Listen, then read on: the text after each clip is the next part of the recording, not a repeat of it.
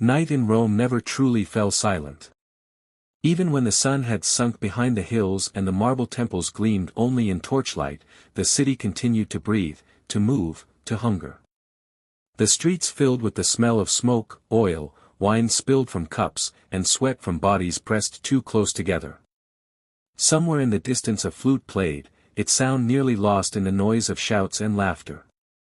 People hurried, jostling one another, flowing like a restless tide toward the great amphitheater that waited to drink the morning's blood. Beneath that stone giant, in one of the narrow chambers where the city hid its condemned, a girl sat against the wall.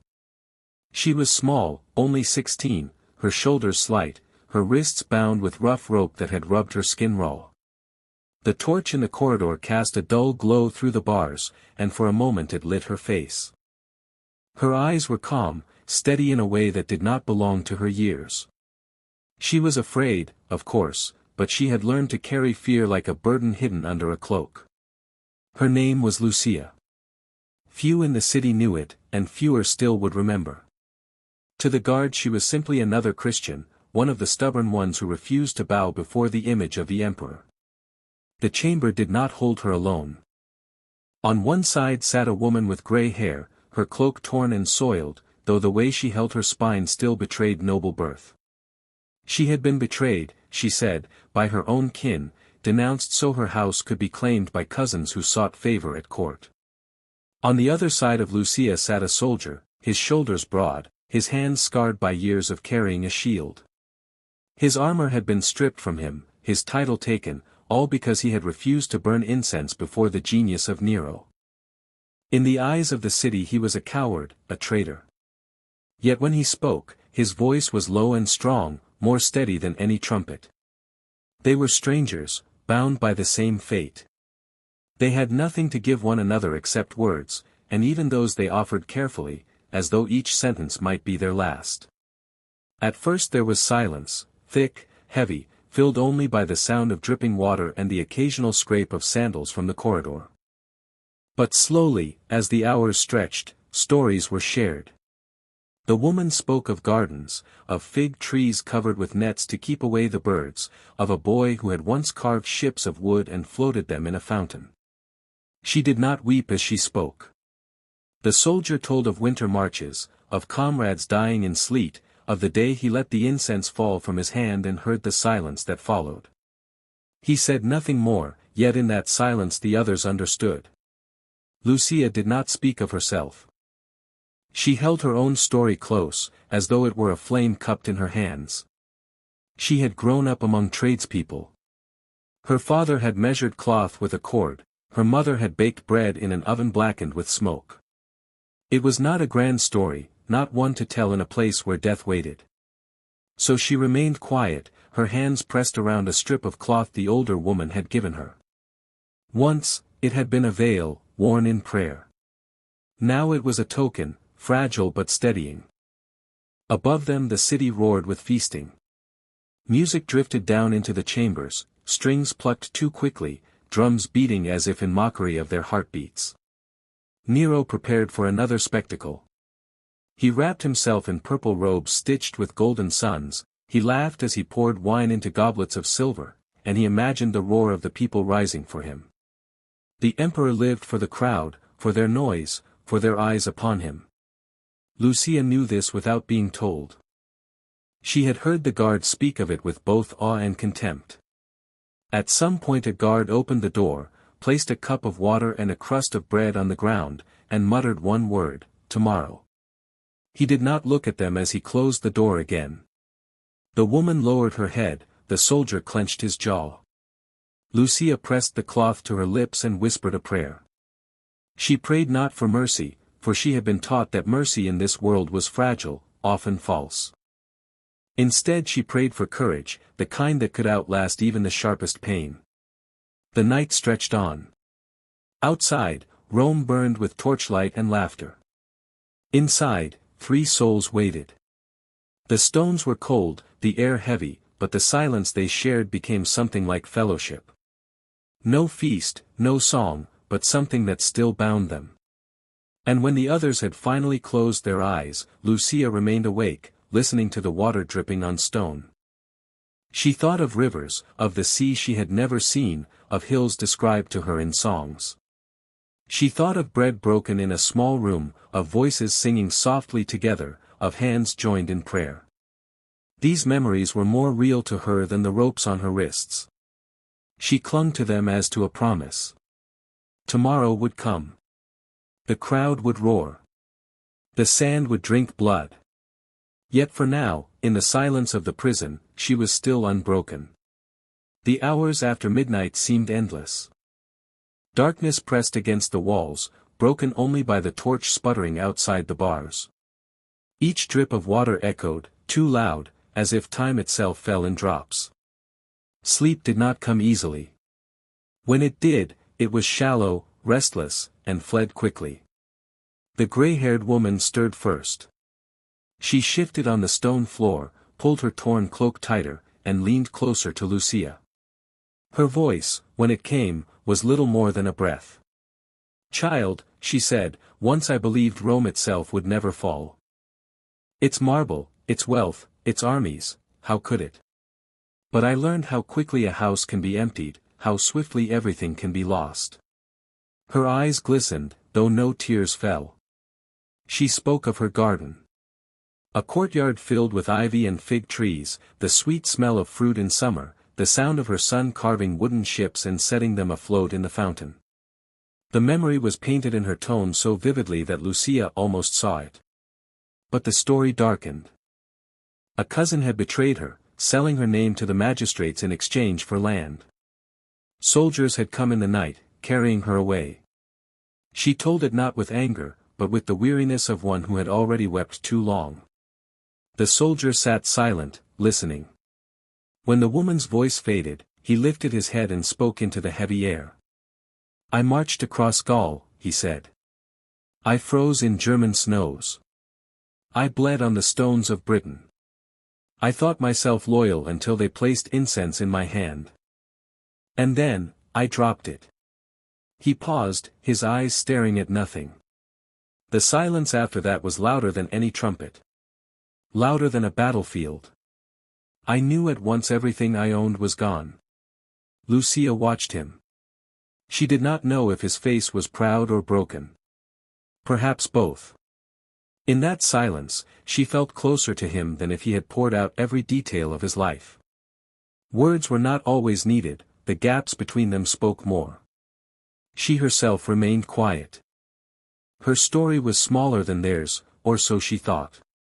Her father a simple tradesman, her mother a woman who baked bread and taught her hymns. Nothing noble, nothing grand, only a life cut short because she refused to speak words she did not believe. But her silence, even more than her speech, seemed to fill the chamber. The soldier leaned back against the wall, his eyes half closed. "I never learned poetry," he murmured. "Only drill and the march of feet.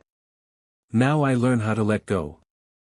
The woman reached for his hand, and for a moment the three of them felt like family gathered around a dying fire. A rat skittered across the threshold. The soldier nudged it away with his foot and gave Lucia a crooked smile. "Even the rats will eat before us tomorrow," he said. Lucia almost smiled back. It felt strange, dangerous even, to smile here in the dark. Yet the expression warmed her face for an instant, and that warmth spread quietly through the room. The older woman unpinned a strip of linen from her cloak. She folded it and pressed it into Lucia's hand. "Take this," she said. "Keep it close. It has been with me in prayer. Now it should be with you." Lucia's throat tightened. She wanted to speak, to thank her, but the words caught. She only nodded, holding the cloth as though it were treasure. Outside, Rome's feast still thundered. Wine spilled from fountains in the forum, torches lined the streets, actors shouted lines from plays while jugglers tossed fire into the night sky. The city rejoiced, believing itself eternal. But in the prison below, silence grew heavier, deeper. Someone in a distant cell began to sing. It was only a line, half of a psalm, cracked by thirst and fear. The sound wavered, faltered, then broke off. Still, The note lingered in the stone, like incense that clings after the flame. Lucia closed her eyes. She mouthed the words silently, her lips moving in rhythm. She traced a simple fish in the dust with her finger. Two curves crossing. The symbol was small, almost hidden, but it steadied her heartbeat. The soldier noticed and gave a small nod. He did not speak, but his gaze told her he understood. Time dragged. The torch sputtered low. Lucia counted her breaths, not past 10, for 10 was enough. Each time she began again. It was a way to tame fear, to make the night pass. Memories rose like mist. Her mother's hands dusted with flour, her father measuring cloth in the market, the smell of baking bread on a morning when the world still felt whole. She let the memory rest with her, not clutching it too tightly, letting it warm her without burning. At last the woman whispered, "Tomorrow." Her voice carried no tears, only truth. The soldier echoed softly, "Tomorrow." Lucia did not answer. She held the strip of linen, closed her eyes, and prayed. Not for deliverance, but for the strength to meet what must come. And so the night deepened. Above them, Rome laughed, sang, and feasted. Below, in the damp silence, three strangers sat together like a small congregation, bound not by chains but by a shared fate. And when dawn at last began to creep across the city, Lucia still sat awake, calm in her silence, ready to face the rising light. Morning split the sky along the hills and poured light onto the city. The streets awoke at once, as if the sun had pulled a cord. Vendors pushed carts through alleys slick with spilled oil. Bread steamed in baskets, olives shone like wet stones, and thin wine sloshed in skins. The amphitheater opened its mouths, every gate a tooth in a great jaw. Crowds poured inward, noisy and bright, their sandals slapping dust into the air. Children clung to their fathers' necks, craning for a view. Women shaded their eyes with woven fans and tucked stray hair into pins. Trumpets sounded from the high arches. A herald raised a hand and called for order, his voice sharp as a reed pipe. Below, the arena's sand lay smooth as a fresh parchment. Beyond the tunnels, the pens of beasts shook with low, heavy breath. The first contests were for blood and craft. Hunters ran with nets and tridents, faces painted to amuse the crowd. A bear burst from a gate, shouldered a post, stumbled, and fell under iron. The amphitheater roared as if it were one body with 1,000 throats. Next came the fighters in pairs. Some shone like coins in the sun, their helmets high-crested and proud. Others looked dented and tired, men who had learned to live one day at a time. Metal rang against shields, dust lifted and clung to sweat-slicked arms. The velarium slid into place like a pale sail. Shade fell in slow strips across the seats, a relief to faces upturned since dawn. From the imperial box, purple gleamed and gold flashed. Servants moved like small rivers, bearing cups and fruit and towels. By mid-morning the city's appetite had risen. Figs were split with thumbs and tossed to children. Water sellers called, their bronze cups clinking like small bells. The crowd leaned forward as if hunger itself had found a seat. Then the herald unfurled a scroll. His words carried cleanly to the top ranks and curled back along the stone. The condemned were to be displayed. Offenses were named: theft, violence, treason, impiety. The prisoners were led through the shadowed mouth of the tunnel.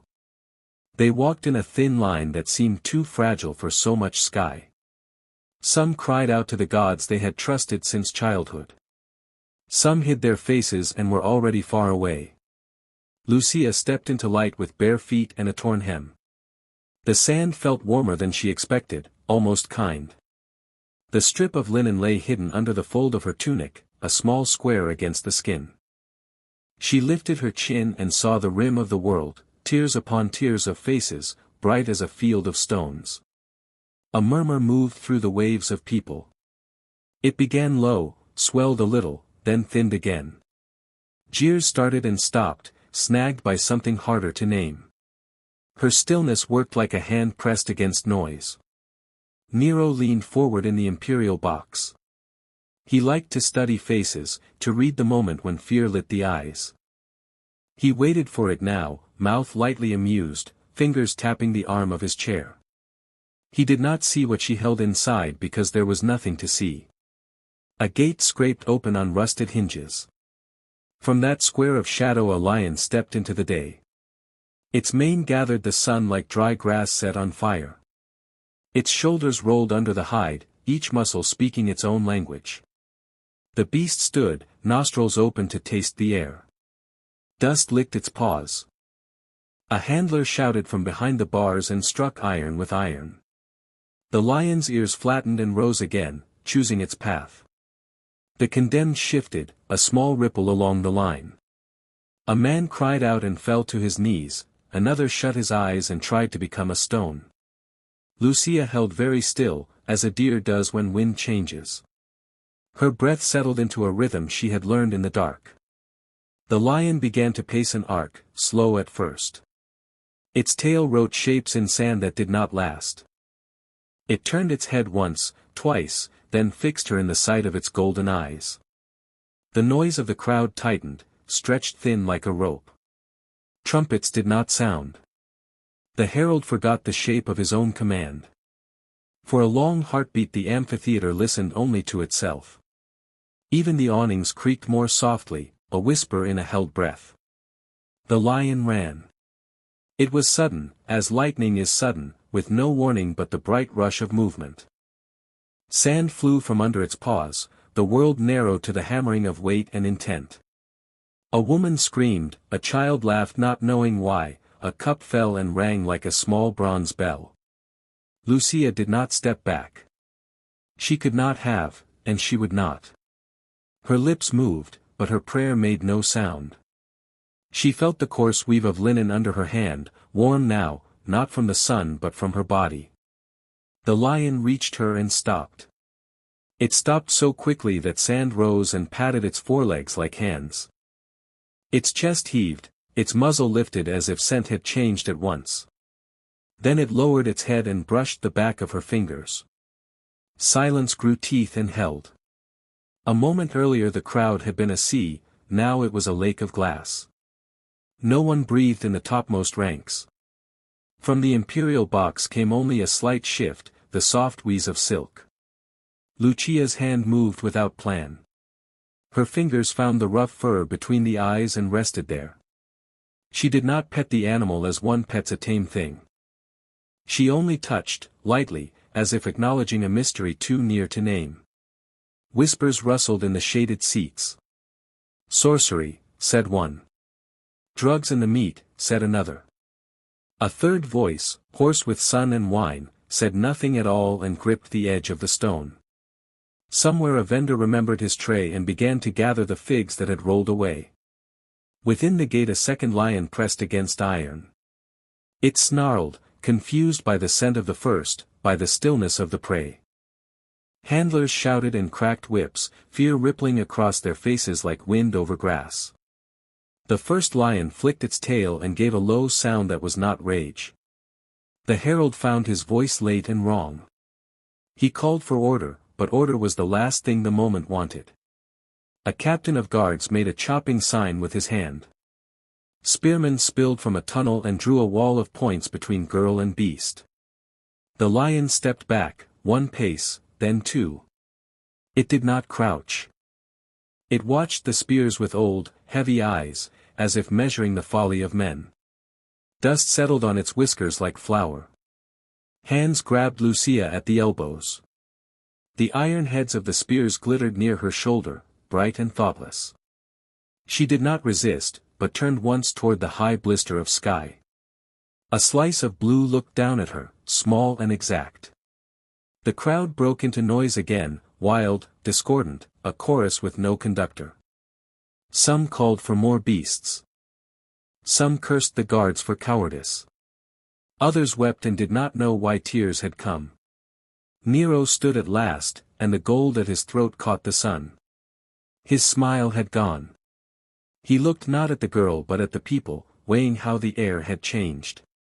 He despised the change more than the cause. The guards dragged Lucia toward the mouth of the tunnel. Sand slid under her feet, the shade met her like a cool hand on a fevered brow.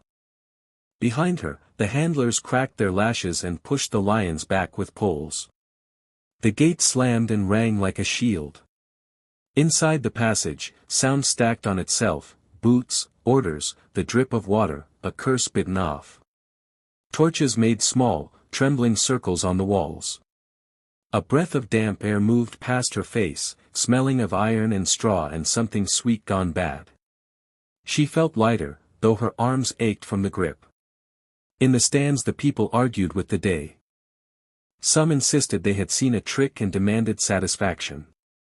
Some swore by every god they knew that a divine hand had moved the beast. Each found a way to live with the sight, and each failed. The program shuddered and lurched forward, but the hour had been bruised. Fighters returned to the sand and swung their blades, yet blows landed differently. Laughter overshot its mark and fell flat.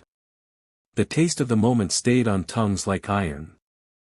In the palace corridor behind the veil of seats, messengers ran. They carried orders written without ink, the kind delivered to the ear only. Doors opened and closed with the speed of anger. A decision hardened like cooling bronze. Lucia was taken deeper, down a stair worn smooth by decades of feet. A guard she recognized walked beside her and did not meet her eyes. He pressed a folded cloth against the raw mark of her wrist and looked away at once. It was a small, clumsy mercy, and it steadied her more than bread. The corridor bent twice and narrowed. The roar of the amphitheater thinned to a pulse, then to memory. Only the scratch of sandals and the breath of men remained. A moth threw itself at a torch and fell, singed and stubborn. She passed a doorway where a slave swept blood into a pan with a reed broom. He paused and glanced up, his mouth parting and then closing. He did not speak. He only crossed himself in a way that meant nothing to his master. Then he bent again to his work, and the red line on the stone disappeared. At the chamber with the iron ring set into the wall, they halted. A captain signed a paper with a stylus and tucked it away dry. By order, he said, and did not need to name the source. One of the guards swallowed hard and looked at the floor. Lucia drew a slow breath. She tasted damp air, soot, the ache of her own throat. Her lips moved with a name that had no place here and yet filled the place. She stood without leaning, loose as a reed that refuses to break. Above, the sun continued its patient climb. In the seats, a child asked a father why the lion had not eaten the girl. The father had no words and said something about tricks and handlers. But his voice lacked weight, and the child heard it. The arena crews raked the sand where her feet had been. They smoothed the surface as if nothing had pressed it, as if no pause had ever troubled the day. From the imperial box, courtiers laughed again, slightly too loudly. Music tried to stitch the torn hour and could not. In the dim passage, a young guard lingered as the others stepped away. He crouched and, with the edge of a fingernail, drew two curves in dust. A small fish looked up from the floor and then vanished under his own palm. He rose, cheeks flushed, and followed orders into deeper shadow. And Rome, which loved the roar, now lived with a hush tucked like a thorn under its tongue. The spectacle had bent, not broken, but the bend would not forget itself. A girl had stood, a beast had paused, and the air had learned a new shape. The city would argue with that shape for many days, and lose. The tunnel closed behind her with a clang that echoed through her ribs. The light of the arena vanished in an instant, replaced by torch smoke and shadows. The guards who held her arms said nothing. Their grips were firm, not cruel, but tight enough to remind her that her body no longer belonged to her. They dragged her down a sloping passage where water seeped from the stones. The air grew cooler, heavy with the stink of straw and animal waste. Somewhere deeper in the dark, a lion coughed and paced its cage. The sound rolled like thunder under earth. Lucia walked as steadily as she could, her bare feet slipping now and then on the damp floor. She did not resist. There was no point in resistance here, no use in struggling against men who had been trained to obey orders with their muscles more than with their minds. She prayed quietly instead, shaping words in her chest, letting them rise with her breath. One of the younger guards glanced at her face. His brow furrowed. He looked away quickly, ashamed perhaps that he had looked at all. To him she was supposed to be nothing more than a criminal, a stubborn child who refused the gods of Rome. But she was not trembling. She was not begging. That disturbed him more than if she had screamed. They passed through a gate into a small chamber. The floor was littered with old straw, blackened with blood that had never been fully washed away. Chains clinked as they moved. A captain barked orders to shut the doors. His voice was loud to cover his own unease. Above them, the crowd still roared. The games had resumed, another fight, another beast, another death to draw attention away from what had just happened. Yet the hush from the miracle lingered. The city could not swallow what it had seen, not so quickly. Even as gladiators swung blades, even as trumpets called, people whispered of the girl and the lion. In the chamber, silence pressed down. The guards shifted, uncertain. One muttered that she carried charms sewn into her clothing. Another swore she must have been anointed with herbs to confuse the beast. But their voices shook. None of them had truly believed the lion could stop. The captain cut them short. Enough. Orders are clear. She is to be removed quietly. No crowd, no spectacle. Do it before word grows. He spat on the ground and gestured toward the inner corridor. Lucia's heart fluttered, but she kept her face still. She had known it would come to this. Rome did not forgive humiliation. Nero would never allow a child to upstage his power. The miracle had saved her for a moment, but perhaps only to give her a different death. They led her further down. Torches threw ragged circles of light on the walls. A moth battered itself against one flame until it fell, wings scorched. She watched it land, still twitching, and thought of how fragile life was, yet how stubbornly it clung even when broken. In a side passage she glimpsed the soldier who had been her companion in the cell. His body lay slumped against the wall, blood dark on his tunic. Two men carried him away without ceremony. He had met his end while the city roared above. She whispered a prayer for him, though her lips barely moved. At the next turn the gray-haired woman was gone as well. Perhaps already executed, perhaps taken elsewhere. No one told her. Rome did not care for endings to be witnessed. It preferred silence. Finally, they reached a chamber with a low ceiling, barely tall enough for a man to stand. The walls glistened with damp, and the air was heavy with the smell of iron. Here, death was delivered without witnesses, a place for the empire to erase what it did not want sung. The guards hesitated. None wished to be first. One of them shifted uneasily, then bent close to her ear. His whisper was harsh, hurried. "I saw what happened," he said. "The beast, it bent to you. Tell me, was it sorcery?" Lucia turned her head slightly. Her eyes met his. They were calm, steady, and he could not hold her gaze. "It was no sorcery," she answered. "It was mercy." The guard shivered, though the room was hot with torches. He stepped back quickly and said no more. The captain grew impatient. He barked for them to get on with it. One of the men drew his sword. The metal gleamed orange in the torchlight. His hands were not steady. He swallowed hard. Lucia lifted her chin. She was small, barefoot, hair tangled, yet in that moment she seemed taller than all of them. Her voice, when she spoke, was clear, though soft. "I forgive you," she said simply. "Do what you must." The word struck them harder than any curse. The man with the sword hesitated.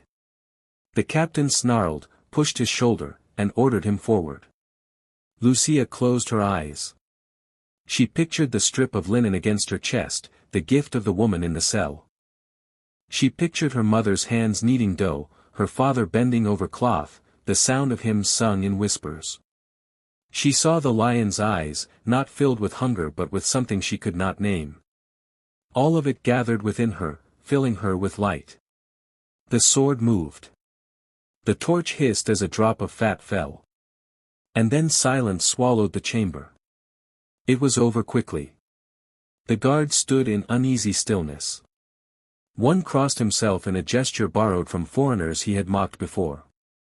Another wiped his eyes roughly, pretending it was only the smoke. The captain muttered for them to leave her where she lay until night. Then he turned sharply and strode out. When the others followed, the youngest lingered. He crouched by the wall, and with the point of his knife he scratched 2 lines into the damp dust. They curved to form the shape of a fish.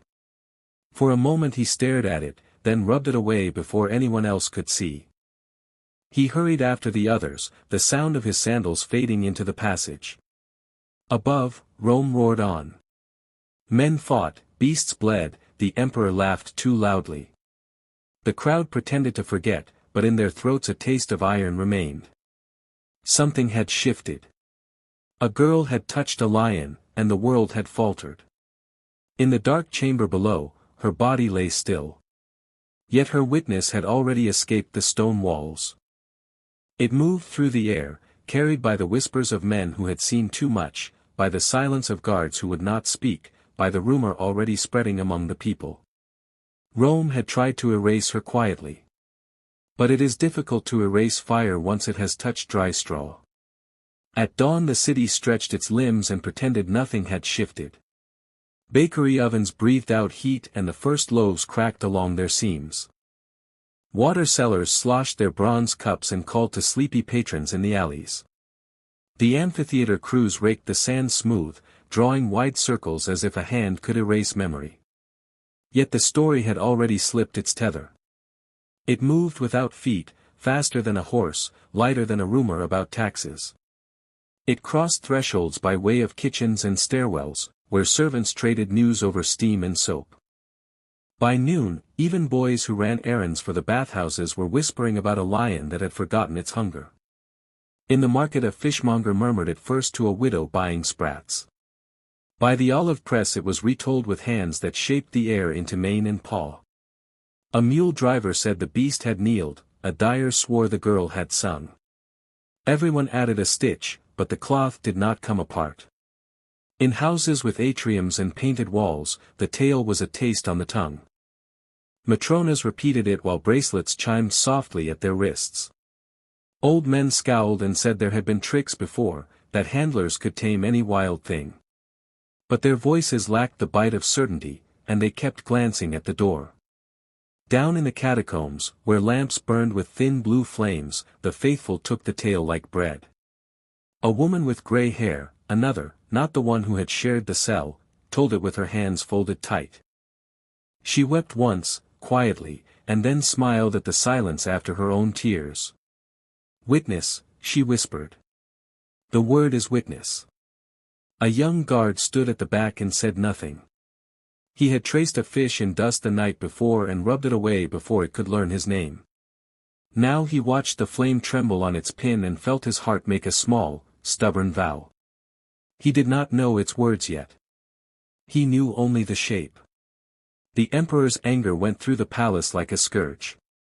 Orders sharpened, tongues cut themselves on them, and messengers ran until their sandals split. The official report grew into a neat scroll that said nothing at all. It blamed confusion, praised the handlers, and assured the city that the gods were fully awake.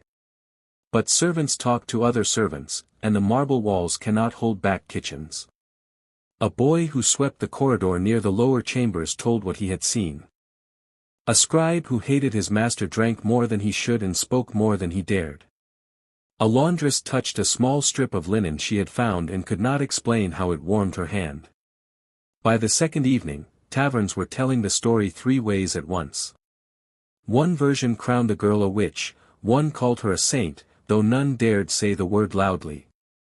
A third had no title for her at all, only the pause before the lion's breath touched her skin. Men laughed to hide their unease, then stopped laughing at the taste it left behind. The amphitheater tried to drown the memory with more noise. Games were extended, trumpets blown, prizes promised. A gladiator in polished bronze saluted the emperor and made the arena forget itself for a moment. Then the hush returned, like a tide that is not finished with the shore. A boy asked his father at supper why the beast had spared the girl. The father broke a loaf in half and found no answer inside. He spoke of handlers and herbs, of meat rubbed with strange powders. The boy nodded politely and kept the question for his pillow.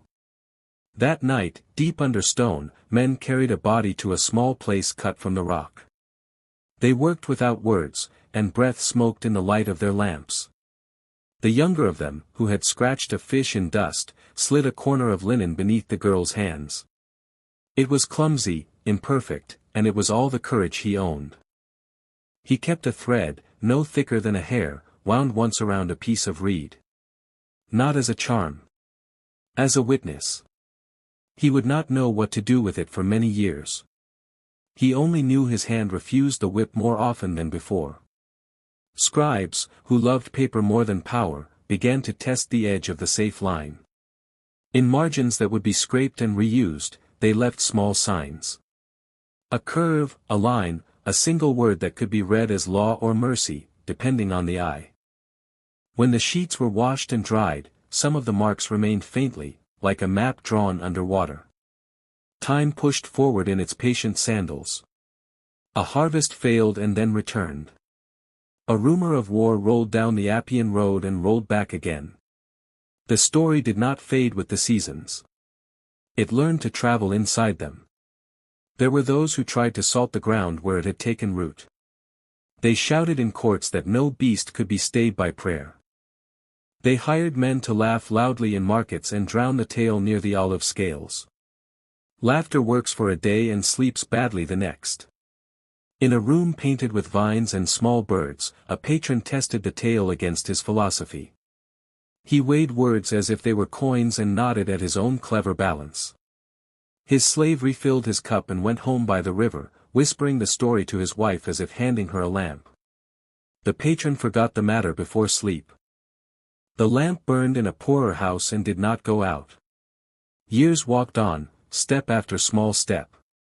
Emperors put on purple as if it were skin and shed it as if it had never been theirs. Names were carved into stone and later read by children who asked, "Who?" None of the stones spoke of the girl. Yet the city could not help remembering her silence. A painter ground gold to a dust so fine that it floated when he sighed. He set a thin flame of it behind the face of a child and thought, not of kings, but of witness. He did not know her name, so he left the halo blank, a circle without letters.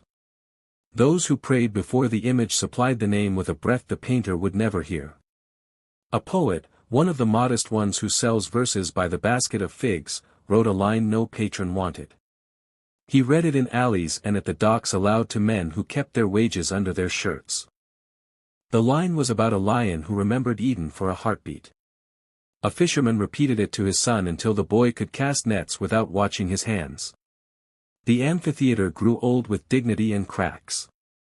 Cats learned its stones the way sailors learn ropes. Grass shouldered up between slabs that once felt only sand and iron. In late evenings a wind moved through the arches and rehearsed a hush that outlasted the roar. Nero's songs, written in a hand that delighted the mirror, traveled poorly. They survived in cabinets and then in lists, admired by those who admired ink. Children learned a few lines to please tired tutors and forgot them after lunch. But a nameless girl kept living in voices that did not know they carried her. The young guard did not remain young. He married a woman who sold onions in the square and brought home news with their skins. He raised a child who drew fish on walls with chalk and ran when scolded for it. He kept the thread wrapped on reed in a small jar and showed it to no one until he was old. When he was dying, he asked for a lamp and a visitor from the people of the catacombs. "Witness," he said, mouth dry, eyes bright in a face that had lost every rank but human. He placed the reed in another man's hand and wept once, a single, unbelonging tear. Then he slept, and the lamp did not go out. Centuries do not hurry, but they remember what is worth the wait. The empire changed its clothes and then its skin. Roads kept their stones though their names shifted like sand. In a church built where a warehouse once stood, a woman lit a candle and taught her child a story she had never read. It did not always sound the same. Sometimes the lion lay down. Sometimes it kissed her hand. Sometimes there were two beasts, sometimes three, and once a man said four and laughed at his own excess. The core did not move, a girl stood still, and power noticed its poverty. At last, when scholars argued in rooms with many books, the story sat in a corner and listened, unoffended by footnotes. They spoke of sources, of silence, of the way memory braids truth and love. They held up fragments of linen and debated the age of threads. The story smiled, if a story can smile, and kept warming the rooms where people remembered to be brave. In Rome, where beginnings pretend to own endings, tourists brought lunches and guides pointed out broken seats. Cats blinked like small emperors and stretched on sun-warmed stone. If you stand there at dusk, between the shadows of arches, and let the city hush you, you may hear it. Not the roar, but the breath before it, not the lash, but the pause that breaks it. She has no statue in the square, no inscription with a generous list of titles. Her legacy is less heavy and more enduring, a lamp passed hand to hand in rooms that fear the dark. A child's question that refuses the easy answer. A guard who lowers a whip. A widow who shares her last loaf. A poet who keeps one honest line. Empires argue with trumpets. This story argues with quiet. It widens the throat so truth can pass without choking. It teaches the hand to open without counting the cost. So the city that once ate its own learned to keep, just there under the tongue, a small thorn of mercy. It stings when pride boasts. It pricks when cruelty rehearses its lines. Because once, for a heartbeat measured in sand, a lion forgot a script and a child remembered hers. And the world, surprised by its own softness, did not forget. Thank you for watching, don't forget to subscribe to the channel, and see you in the next videos.